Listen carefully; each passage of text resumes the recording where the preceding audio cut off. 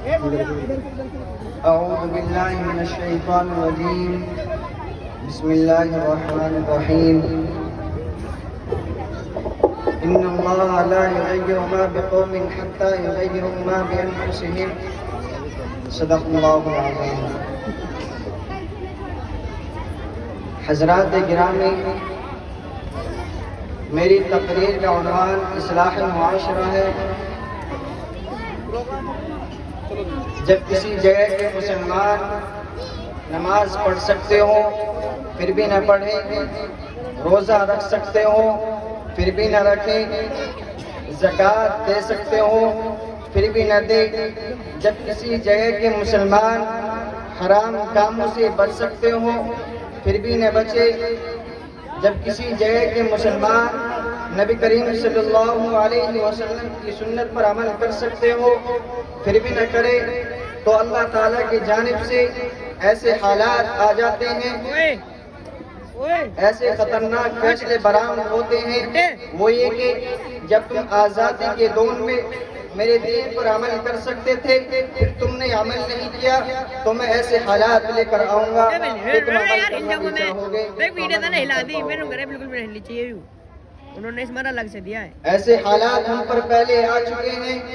تاریخ ہمارے سامنے اندلس کی مثال پیش کرتی ہے. اندلس میں 800 سال تک مسلمانوں کی حکومت رہی اور بعد میں جب خرابیاں شروع ہو گئی تو وہ حالات آ گئے کہ وہ قرآن پڑھنا چاہے تو نہیں پڑھ سکتے تھے، اپنی عورتوں کی عصمتیں بچانا چاہے تو نہیں بچا سکتے تھے، بلکہ ان کی جان بھی باقی نہ رہی تھی اور وہاں کے مسلمان یا تو مارے گئے یا عیسائی ہو گئے یا فرار ہو گئے، اور اس طرح سے 800 سال کا مسلم ملک جو اذانوں اور مسجدوں سے آباد تھا وہ کفرستان بن گیا. دوستو، بخارا اور سمرقند یہ وہ علاقہ تھا جہاں امام بخاری، امام مسلم، ابو اللیث سمرقندی جیسا انسان، وہ علاقہ جہاں صاحب ہدایہ علامہ برہان الدین مرغینانی رحمہ اللہ تعالی جس علاقے میں تھے کہ جس مسجد میں بیٹھ کر انہوں نے ہدایہ کتاب لکھی.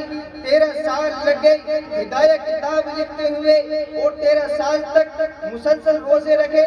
جب گھر والے کھانا لے کر آتے تو یہ کھانا کسی غریب کو کھلا دیتے. 13 سال لگ گئے ہدایہ کتاب لکھتے ہوئے جو حدیث اور اپنے علوم کا مجموعہ ہے. علامہ انور شاہ کشمیری رحمہ اللہ فرمایا کرتے تھے کہ ہر کتاب کا جواب لکھ سکتا ہوں لیکن چند کتابوں کا جواب مجھ سے نہیں لکھا جا سکتا. ان میں سے ایک کتاب ہدایہ بھی ہے. جس مسجد میں صاحب ہدایہ نے کتاب لکھی تھی اس مسجد میں شراب خانہ چلتا ہے. غرض یہ کہ جب بخارا اور سمرقند جیسے علاقوں میں یہ حالات آ گئے کہ وہاں قرآن پڑھ نہیں سکتے، نماز پڑھ نہیں سکتے، اللہ رب العزت کی طاقت اگر غضبناک ہو جائے تو ان علاقوں میں بھی وہ حالات آ سکتے ہیں جہاں مسلمانوں کو موقع ہے کہ وہ اپنے دین پر چلے پھر بھی نہ چل رہے ہو، اس غلط فہمی میں نہ رہے کہ ہم پر وہ حالات نہیں آ سکتے. چنانچہ کشمیر کی پچھلی تاریخ میں جو سکھوں کا دور تھا، ایک زمانہ ایسے آیا تھا کہ مسجدوں میں تالے لگا دیے گئے تھے. مسجدوں میں نماز پڑھنے اگر کوئی شخص آتا تو اس کے جسم سے سب لوگوں کے سامنے کھال اتاری جاتی تھی تاکہ دوسرے لوگ نماز نہ پڑھ سکے. سری نگر کی جامع مسجد میں گھوڑے باندھے گئے تھے، مسجدوں کو مسمار کر دیا گیا تھا، اذانوں پر پابندی لگا دی گئی تھی. لوگ دین پر عمل کرنا چاہتے تھے لیکن عمل نہیں کر سکتے تھے. جب لوگ اپنے دین کی ناقدری کرنے لگتے ہیں تو اللہ تعالیٰ کی جانب سے ایسے حالات آ جاتے ہیں. برما کی مثال ہمارے سامنے موجود ہے جہاں کی مسجدیں ختم، جہاں کے مدرسے ختم، جہاں علماء کو کھڑا کر کے سوئیاں مار مار کر شہید کیا جاتا ہے، جہاں ماؤں کے پیٹ کو